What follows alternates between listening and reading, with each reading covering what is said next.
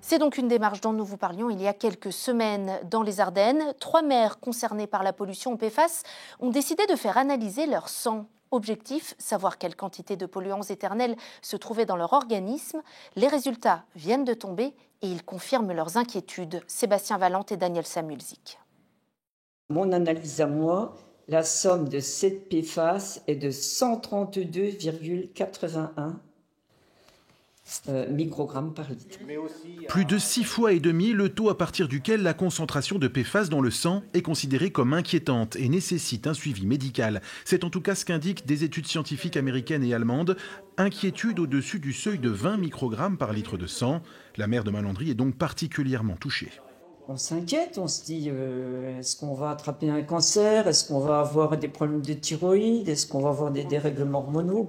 Je savais que j'allais en avoir puisqu'on en a partout dans l'environnement, c'était normal. Mais à ce niveau-là, ça m'a beaucoup angoissé le jour où j'ai eu les résultats. Voilà. Et puis j'ai parlé tout de suite avec le biologiste du laboratoire qui m'a dit oui, en effet, c'est très élevé et je vous recommande un suivi médical. Pour les PFAS, on parle beaucoup des reins, du foie, de la thyroïde. Essentiellement, ces 3 organes-là, nous expliquait le biologiste.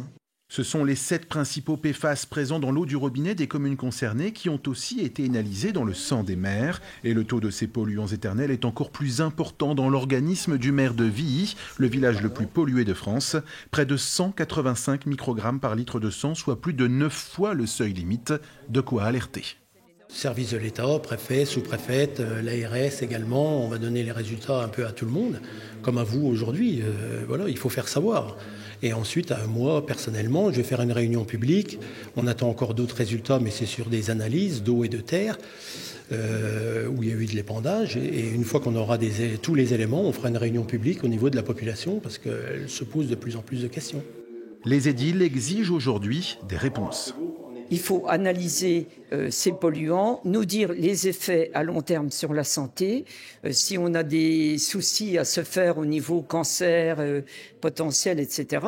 C'est quand même une question sanitaire majeure. Les premières mesures sont tombées. Dans un communiqué, le préfet a annoncé interdire l'épandage industriel sur l'intégralité des aires d'alimentation de captage en eau potable, et ce sur tout le territoire des Ardennes, selon le principe de précaution. Des tests sur les denrées alimentaires ont également été demandés par le représentant de l'État.